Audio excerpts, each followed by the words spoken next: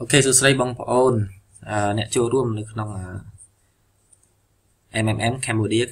Community ទាំងអស់គ្នាបាទនេះគឺជាវីដេអូបន្ទាប់ពី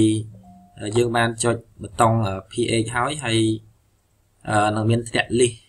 បាទ name list មកហើយយើងត្រូវផ្ញើលុយបាទជាចំនួន Bitcoin បាទទៅឲ្យអ្នកដែលទទួលជំនួយបាទចឹងជាបឋមគឺបងប្អូនត្រូវ log in ចូលទៅក្នុងBitcoin wallet បាទរបស់បងប្អូនដែលខ្ញុំប្រើប្រាស់wallet ឈ្មោះថា blockchain.info បាទនេះគឺជា balance របស់ខ្ញុំបាទចឹងបងប្អូនត្រូវច្បាស់ថា balance របស់បងប្អូននេះគឺត្រូវលើសអំពីចំនួនទឹកលុយដែលយើងត្រូវផ្ដល់ជំនួយអញ្ចឹងជាបឋមខ្ញុំចុចទៅលើពាក្យថា detail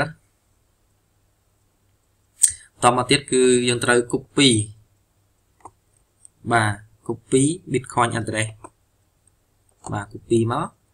ហើយយើងចូលមកក្នុង blockchain វិញហើយយើងយកពាក្យថា send money អូខេអញ្ចឹងយើងយកមក paste នៅត្រង់កន្លែងនេះមកបាទហើយបន្តមកទៀតយើងចូលទៅកាន់ back office របស់ MM វិញហើយយើង copy ចំនួនលុយបាទនេះជាចំនួន peso ហើយមកជាចំនួនBitcoin បាទចាំបងប្អូន copy តលេខ0ចាប់ពីលេខ0មកហើយកុំឲ្យដល់ដក clear បាទត្រឹមលេខកតុយនេះអត់មានដក clear ទេអូខេអញ្ចឹងបងប្អូនចុចទៅលើពាក្យថា copy ឬ Ctrl C ហើយចូលមកកាន់ Bitcoin wallet របស់បងប្អូនវិញហើយបងប្អូនយកមក pass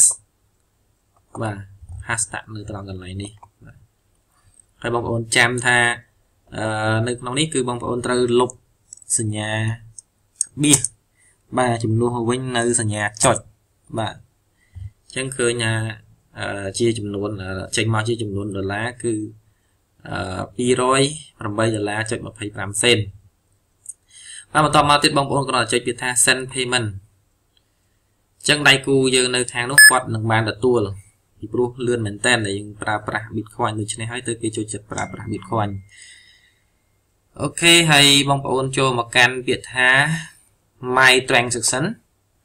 បាទបងប្អូននឹងឃើញ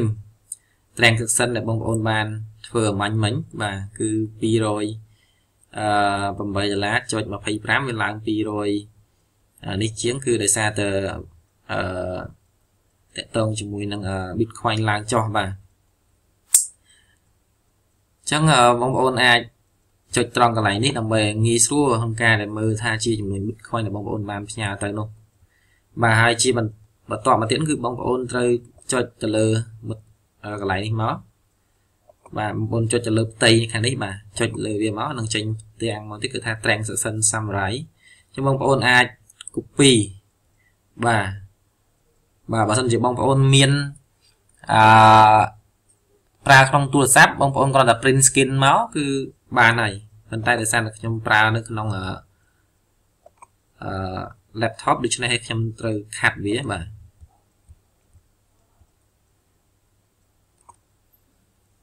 អូខេអញ្ចឹងខ្ញុំខាត់វាហើយខ្ញុំ save ទុកនៅកន្លែងដែលងាយស្រួលក្នុងការរកបាទ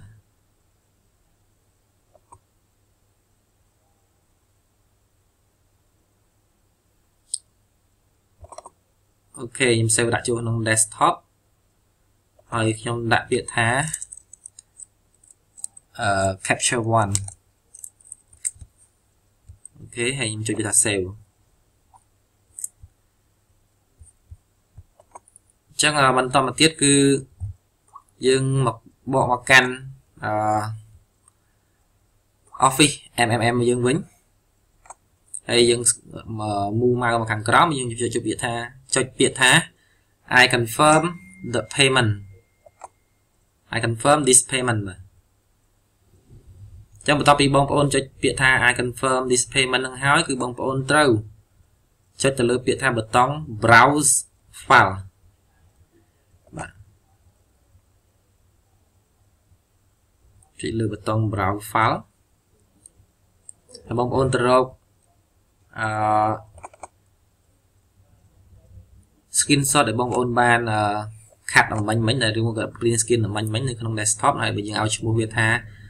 capture one បងប្អូន select ពីរដងមកអូខេអញ្ចឹងគឺនឹង upload ចូលហើយបន្តមកទៀតគឺបងប្អូន move មកខាងក្រោមមកចុចពីថា next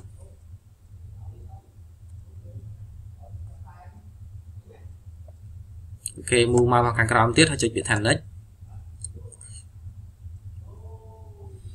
អូខេនេះជាការស្រេចអញ្ចឹង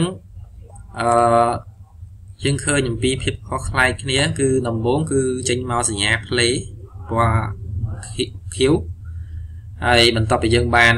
ផ្ញើទៅហើយនោះគឺចេញមកជាសញ្ញាអញ្ចេះវិញតែសញ្ញាគ្រីសតែគ្រីសពាក់កណ្ដាលអញ្ចឹងមានថារងចាំការ confirm អំពីលោកម្នាក់នេះគាត់ឈ្មោះថាPadilla Ronilo បាទ